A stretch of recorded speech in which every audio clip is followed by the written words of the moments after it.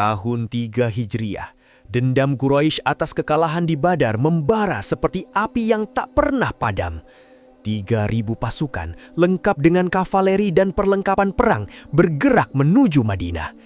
Dipimpin Abu Sufyan, sementara kaum muslimin hanya sekitar 700 orang setelah 300 pasukan munafik di bawah Abdullah bin Ubay mundur di tengah jalan.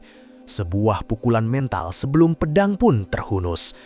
Rasulullah Shallallahu Alaihi Wasallam memilih bertahan di kaki Gunung Uhud, membentangkan strategi cermat dengan menempatkan 50 pemanah di atas Bukit Ainain, memerintahkan dengan tegas agar mereka tidak meninggalkan posisi apapun yang terjadi, menang atau kalah, hidup atau mati, karena bukit itu adalah benteng dari serangan belakang.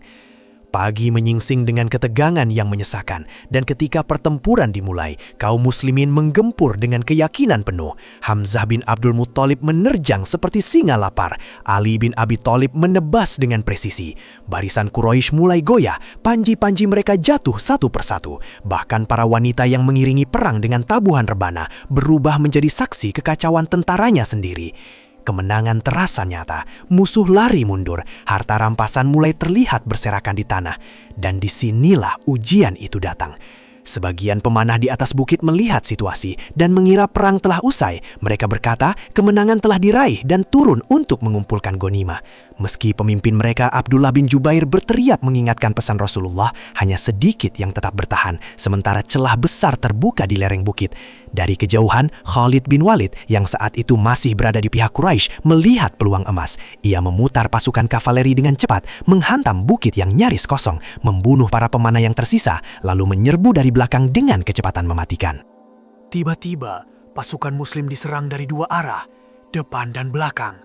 Barisan terpecah, debu tebal bercampur darah, jeri kesakitan dan teriakan panik memenuhi udara. Dan dalam kekacauan itu, tersebar kabar bahwa Rasulullah telah gugur.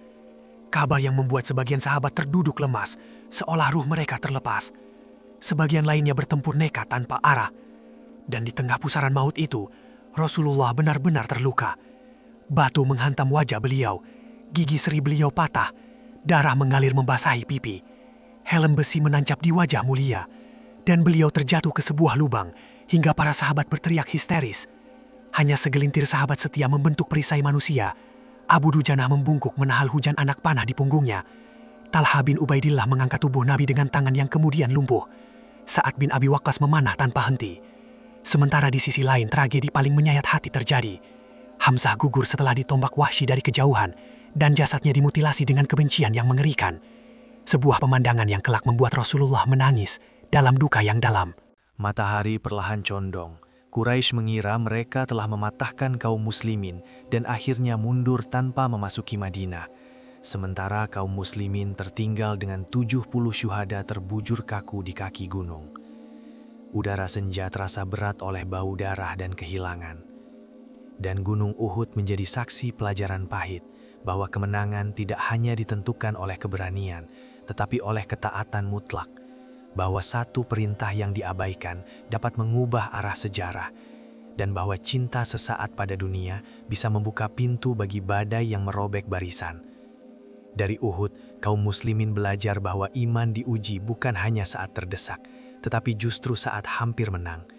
Dan luka-luka di hari itu tidak hanya membekas di tubuh, tetapi terpatri dalam jiwa umat selamanya.